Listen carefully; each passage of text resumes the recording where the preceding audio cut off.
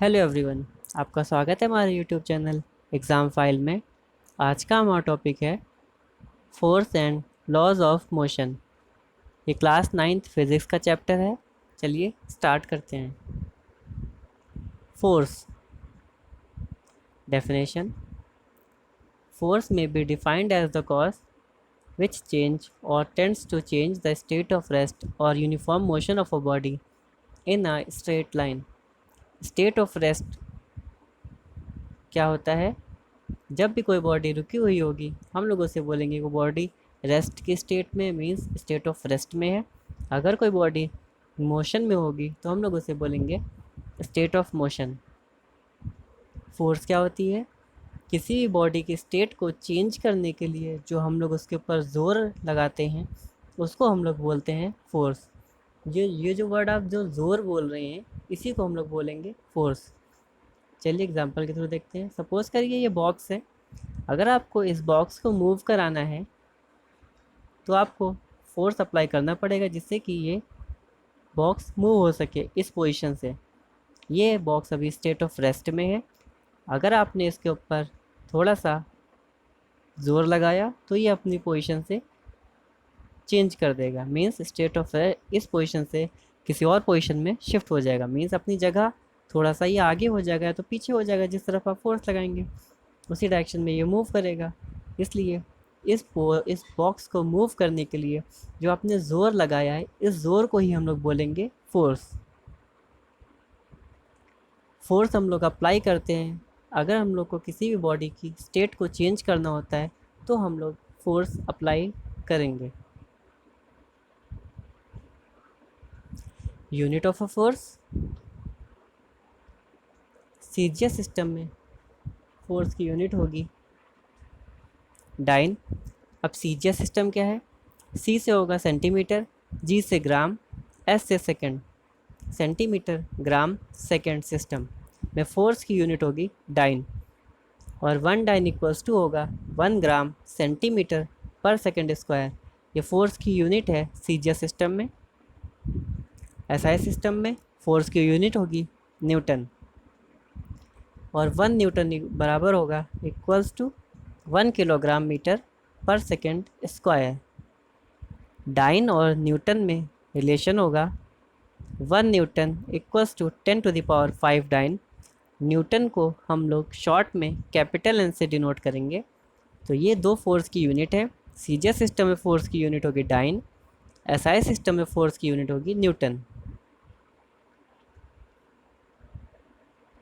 Force को दो part में डिवाइड किया गया, एक है बैलेंस फोर्स, एक है unbalance force. One by one discuss करते हैं। Balance force. When two opposite forces of equal magnitude are applied on an object, the object will not move. Such forces are called balance forces.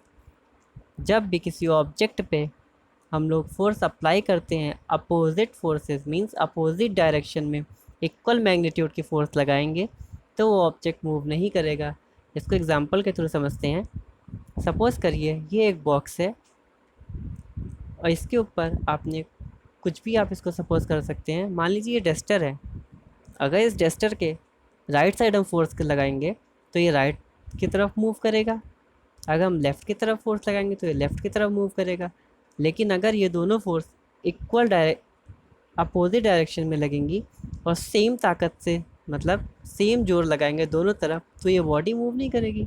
Suppose करिए right की तरफ से आप लगा रहे हैं इसके ऊपर फोर्स और लेफ़्ट की तरफ से आपको कोई फ्रेंड लगा रहा है इसके ऊपर फोर्स। अगर आप दोनों लोग इक्वल फोर्स लगाएंगे तो ये बॉडी जो होगी, ये जो डस्टर होगा, ये उसी पोजीशन में रहेगा, ये मूव नहीं करेगा। तो ये आप अपोजिट डायरेक्शन में तो फोर्स लग रही है लेकिन मैग्नीट्यूड इक्वल है, इसलिए ऐसी फोर्सेस को बोलेंगे बैलेंस फोर्सेस, जो कि इक्वल मैग्नीट्यूड की होंगी और किसी ऑब्जेक्ट पे लग रही होंगी जिसकी वजह से वो ऑब्जेक्ट मूव नहीं करेगा। ऐसी फोर्स को बोलेंगे balance force. Unbalanced force. When two opposite forces of different magnitude are applied on an object, the object would begin to move in the direction of the greater force. Such forces are called unbalanced force. It means जब भी कोई दो opposite forces किसी object पर लग रही होंगी तो जिस तरफ फोर्स ज़्यादा लग रही होगी उस तरफ ऑब्जेक्ट मूव करने लगेगा। ऐसी फोर्सेस को हम लोग बोलेंगे अनबैलेंस फोर्स। सपोज़ करिए ये एक बॉक्स है, इसके ऊपर ये आपका डस्टर रखा हुआ है और इसके आपने फोर्स लेफ़्ट साइड से लगाया तो ये डस्टर राइट साइड मूव करेगा। जब ये राइट साइड मूव कर रहा होगा, सपोज़ करिए आपका फ्रेंड राइट में खड़ा है और आप लेफ़्ट में खड़े हैं, अगर आपके फ्रेंड ने खूब तेज़ी से फोर्स लगाया, मतलब खूब ज़्यादा ज़ोर लगाया, तो ये डस्टर राइट की तरफ मूव करने लगेगा। और आप इसके ऊपर कम फोर्स लगा रहे हैं फिर भी ये राइट की तरफ मूव कर रहा है क्योंकि आपका फ्रेंड आपसे ज़्यादा फोर्स लगा रहा है, तो इसलिए ये डस्टर राइट की तरफ मूव करेगा। फोर्स तो आप दोनों लगा रहे हैं लेकिन एक फोर्स ज़्यादा है, मतलब ग्रेटर है दूसरे फोर्स के कंपैरिजन में, इसलिए ऐसी फोर्सेस को बोलेंगे अनबैलेंस फोर्स। बैलेंस फोर्स में आपका मैग्नीट्यूड मींस जो क्वांटिटी है फोर्स अप्लाइड की वो हमेशा सेम होगी बैलेंस फोर्स में, और अनबैलेंस फोर्स में डिफरेंट होगी। अब हम देखते हैं laws of motion. Law of motion was given by sir Isaac Newton. Laws of motion Newton के द्वारा दिए गए थे। न्यूटन ने 3 लॉज दिए थे, first law of motion, second law of motion, third law of motion. One by one हम इनको डिस्कस करते हैं। First law of motion, every body will remain at rest or in uniform motion in a straight line unless an external force act on it। कोई भी body अगर वो rest में है तो वो रेस्ट में रहेगी, अगर वो मोशन में है तो वो मोशन में रहेगी जब तक हम उसके ऊपर एक्सटर्नल फोर्स लगा के उसकी पोजीशन डिस्टर्ब करने की कोशिश ना करें। इसको आप और अच्छे से ऐसे समझ सकते हैं, अगर सपोज़ करिए आपने अपना फ़ोन कहीं पे रख दिया है, सपोज़ करिए आपने अपना फ़ोन टेबल पे रख दिया है, तो वो तब तक उस टेबल पे रखा रहेगा जब तक कि वो फ़ोन रेस्ट की स्टेट में होगा। तो वो फ़ोन तब तक मूव नहीं करेगा जब तक कि आप उसके ऊपर थोड़ा सा ज़ोर लगा के उसकी पोजीशन चेंज करने की कोशिश ना करें। अगर कोई बॉडी मोशन में है तो वो तब तक मोशन में रहेगी जब तक आप उसे फोर्स लगाकर उसे रोकने की कोशिश ना करें। तो ये है न्यूटन का फर्स्ट लॉ, जिसमें कहा गया है अगर कोई बॉडी अपनी स्टेट ऑफ रेस्ट में है तो वो हमेशा रेस्ट में ही रहेगी, अगर कोई बॉडी मोशन में है तो वो हमेशा मोशन में ही रहेगी जब तक कि उसके ऊपर एक्सटर्नल फोर्स अप्लाई ना किया जाए। First law of motion is also called law of inertia. जो न्यूटन का फर्स्ट लॉ है उसको हम लोग लॉ ऑफ इनर्शिया भी बोलते हैं। इनर्शिया क्या होता है हम लोग अभी आगे जानेंगे। Newton first law gives the definition of force. जो न्यूटन का फर्स्ट लॉ है वो हम लोगों को फोर्स की डेफिनेशन देता है। जैसा कि हम लोगों ने फोर्स में देखा था कि फोर्स क्या होती है, किसी बॉडी को चेंज करने के लिए हम लोग ज़ोर लगाते हैं, और न्यूटन का फर्स्ट लॉ कहता है कोई बॉडी तब तक वो अपनी पोजीशन चेंज नहीं करेगी जब तक उसके ऊपर फोर्स ना लगाया जाए। तो जो फर्स्ट लॉ है न्यूटन का वो हम लोगों को फोर्स की डेफिनेशन के बारे में जानकारी देता है। Inertia, it is the property of a body by virtue of which the body opposes change in its initial state of rest or motion with uniform speed on a straight line। Inertia क्या होता है, ये एक property होती है body की जो कि अपनी पोजीशन चेंज करने से रोकती है। इसको आप और अच्छे से ऐसे समझ सकते हैं, सपोज़ करिए आप बैठे हुए हैं और आप अपनी रेस्ट की स्टेट में होंगे, तो आपकी बॉडी जो होगी वो किसी भी, अगर आपके ऊपर कोई फोर्स अप्लाई करता है तो आप अपनी पोजीशन को तब तक बनाए रखने की कोशिश करेंगे जब तक कि वो फोर्स एक्सीड ना कर जाए, मतलब ज़्यादा ना हो जाए आपके इंटरनल फोर्स से। तो ये जो रेजिस्टेंस फोर्स होती है जो कि अपनी पोजीशन को चेंज करने से रोकती है उसे हम लोग बोलेंगे इनर्शिया। इनर्शिया क्या होता है, बॉडी की प्रॉपर्टी होती है जो कि स्टेट को चेंज करने से रोकती है। अगर कोई बॉडी स्टेट रेस्ट में है तो रेस्ट में रहने की कोशिश करेगी, वो अपनी स्टेट चेंज करना नहीं चाहेगी। अगर कोई बॉडी मोशन में है तो वो मोशन में ही रहना चाहेगी, वो अपनी स्टेट चेंज करना नहीं चाहेगी। ये जो अपोज लगता है, मतलब जो रेजिस्टेंस प्रोवाइड होता है वो अपनी स्टेट ना चेंज कर रहे, इस प्रॉपर्टी को बोलते हैं। वो जो अपोज होता है सिर्फ उसी अपोज को बोलते हैं inertia, inertia of an object is measured by its mass. Different different object rest में होते हैं, क्या सबका इनर्शिया सेम होता है? बिल्कुल नहीं। इनर्शिया डिपेंड करेगा बॉडी के मास के ऊपर। अगर कोई बॉडी का मास कम है तो उसका इनर्शिया भी कम होगा, इस जिससे कि आप उसको ईज़िली मूव कर सकते हैं। अगर कोई बॉडी का मास ज़्यादा है तो उसका इनर्शिया भी ज़्यादा होगा। इसको आप और अच्छे से समझ सकते हैं। अगर आप किसी छोटे स्टोन को मूव करने की कोशिश करते हैं तो आप उस ईज़िली मूव कर लेंगे। क्यों? क्योंकि उसका इनर्शिया कम है। इनर्शिया मीन्स उसका मास कम है। अगर कोई आप बड़े पत्थर को मूव करने की कोशिश करते हैं तो आप उसे मूव नहीं कर सकते। क्यों? क्योंकि उसका इनर्शिया ज़्यादा है, क्योंकि उसका मास ज़्यादा है। तो इनर्शिया डिपेंड करेगा मास के ऊपर कि बॉडी का मास कितना है। इनर्शिया दो तरह के होंगे, inertia of rest, inertia of motion. Examples of Newton's first law of motion. अब हम न्यूटन के फर्स्ट लॉ के ऊपर कुछ एग्जाम्पल्स देखते हैं। When a car or train start suddenly the passenger bends backward. जब भी कोई कार या ट्रेन अचानक से स्टार्ट होती है तो उसके अंदर जो पर्सन बैठा है, तो जो पैसेंजर्स होते हैं वो बैकवर्ड मूव कर जाते हैं। इसको और अच्छे समझते हैं। सपोज़ करिए आपको स्कूल जाना है और आप स्कूल बस के अंदर एंट्री किए। जब आपने देखा कि सारी सीट्स फुल हैं तो आप वहाँ पे जाके खड़े हो गए किसी पोजीशन पे। जब बस रुकी हुई थी तो आपकी बॉडी भी स्टेट ऑफ रेस्ट में थी, मीन्स बस भी स्टेट ऑफ रेस्ट में थी, आपकी बॉडी भी स्टेट ऑफ रेस्ट में थी। इसका मतलब है आपके जो कांटेक्ट हैं वो बस से आपके जो लेग्स हैं वो बस के डायरेक्ट कांटेक्ट में होंगे, जिससे कि बॉडी भी रेस्ट में रहेगी आपकी और जो बस है वो भी रेस्ट में है। और जब बस अचानक से चलना स्टार्ट कर देती है तो आपकी बॉडी बैकवर्ड इसलिए मूव हो जाती है क्योंकि आपकी बॉडी जो है वो रेस्ट में रहती है। आपके जो लोअर पोर्शन है वो आपका बॉडी का वो बस के कांटेक्ट में रेस्ट में रहता है।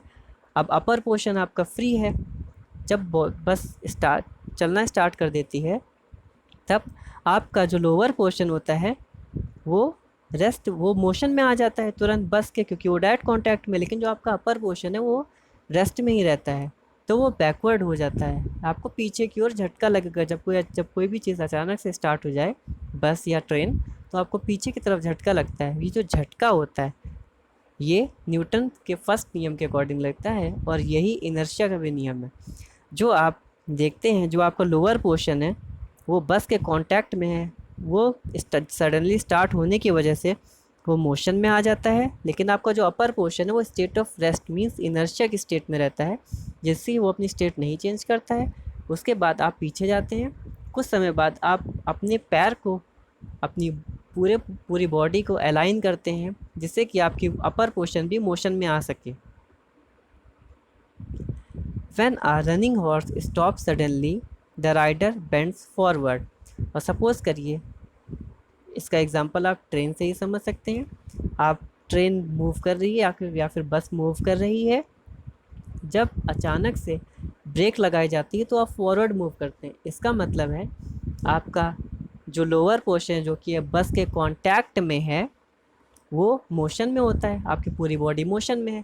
अब अचानक से बस स्टॉप हो गई तो आपका जो पोर्शन बस के कांटेक्ट में है वो भी अचानक से स्टॉप हो जाएगा, लेकिन आपका अपर पोर्शन जो है वो मोशन में ही रहेगा। तो उस मोशन को कंट्रोल करने के लिए आप फॉरवर्ड मतलब बेंड होते हैं, जिसकी वजह उस कुछ समय बाद आपको संभालना होता है खुद को, जिससे कि आप ताकि गिर ना सके। उसके बाद आप अपनी पोजीशन को दोबारा गेन कर पाते हैं। होपफुली आपको फर्स्ट लॉ समझ में आ गया होगा। अब हम समझते हैं मोमेंटम क्या होता है।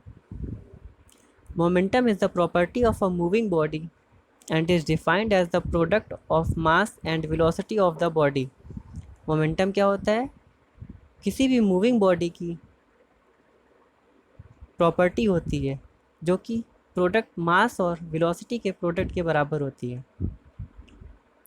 Momentum is equals to mass into velocity.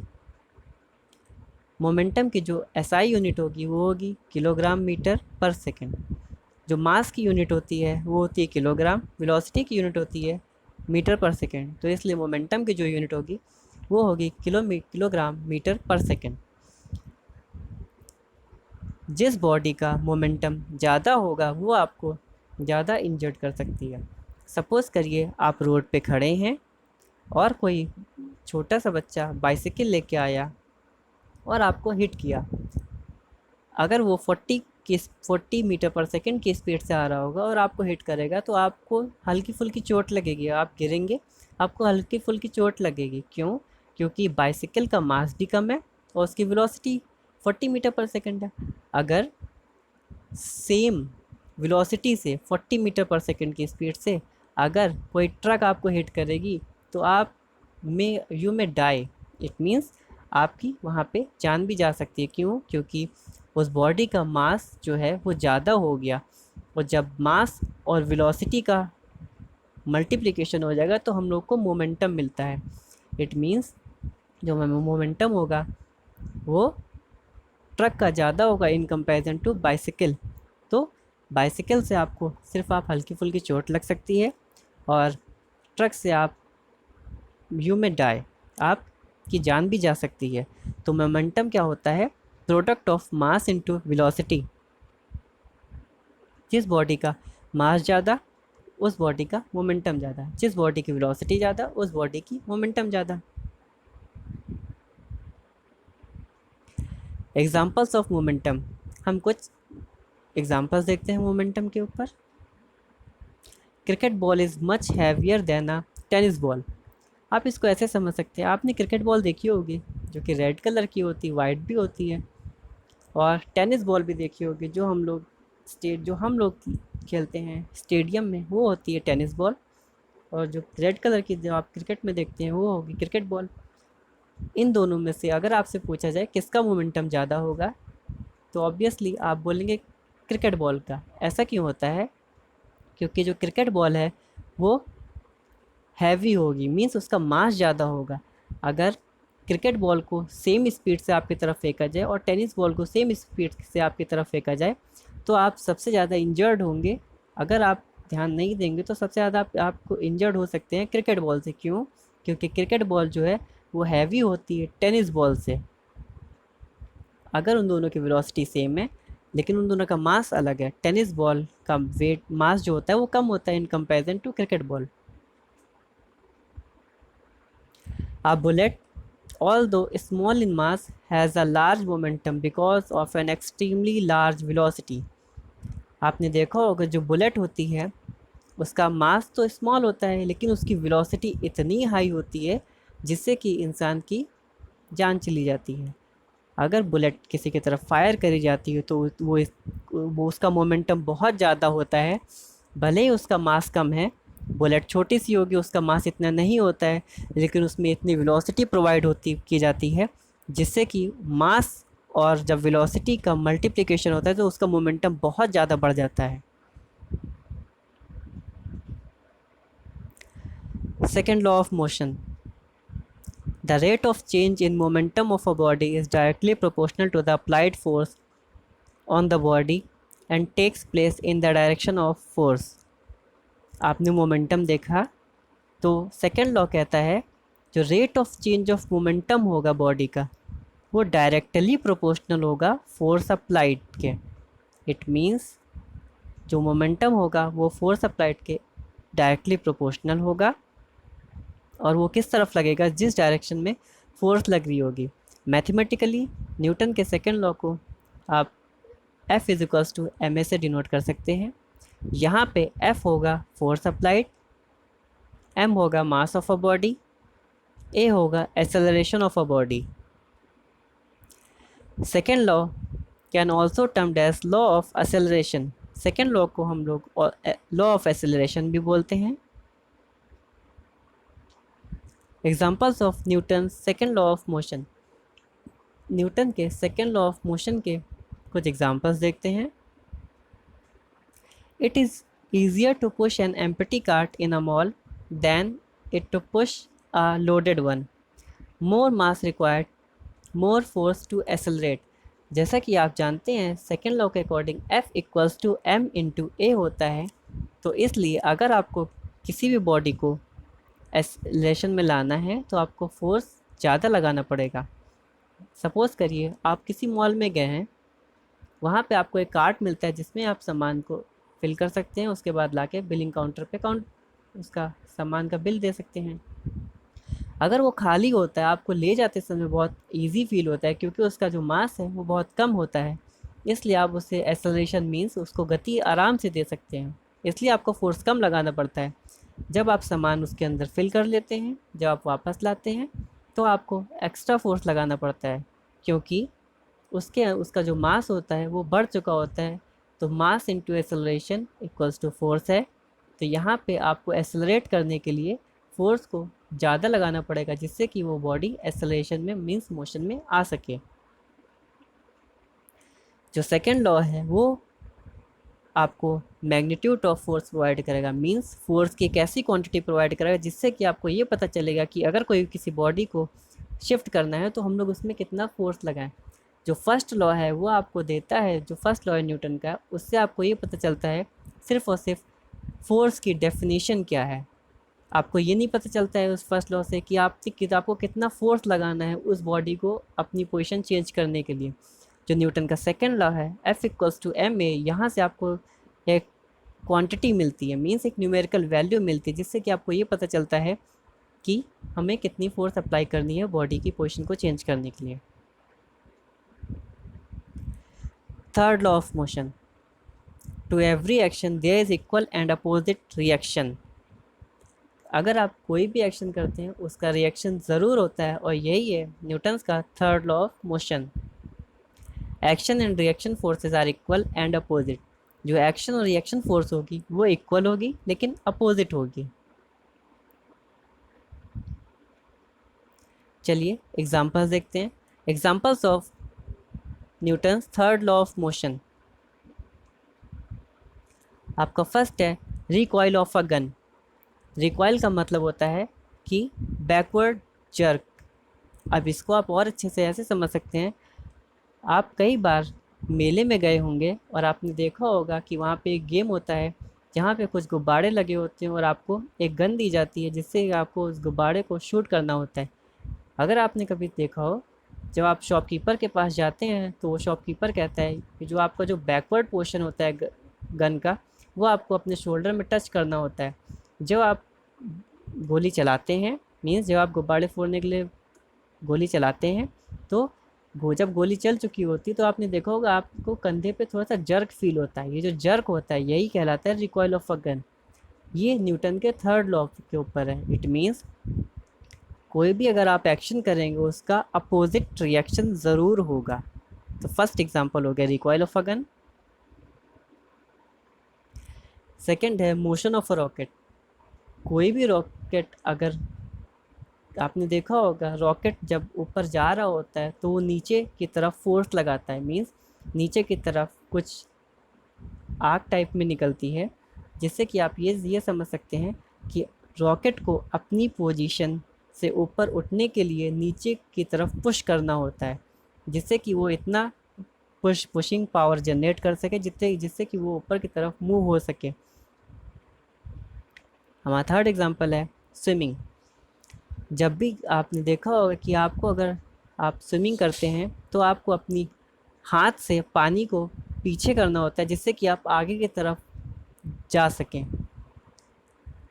तो ये भी एक न्यूटन के थर्ड लॉ का एग्जांपल है। आपने आपने अपने हाथ से पानी को पीछे ढकेला जिससे कि आप आगे जा पाए, तो आपने फोर्स लगाया, आपको रिएक्शन मिला, आप आगे जाते हैं। A man walking on the ground.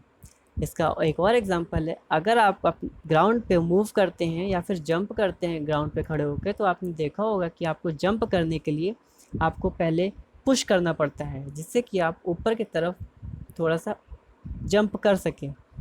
तो इसलिए ये भी न्यूटन्स के थर्ड लॉ का एग्जांपल है।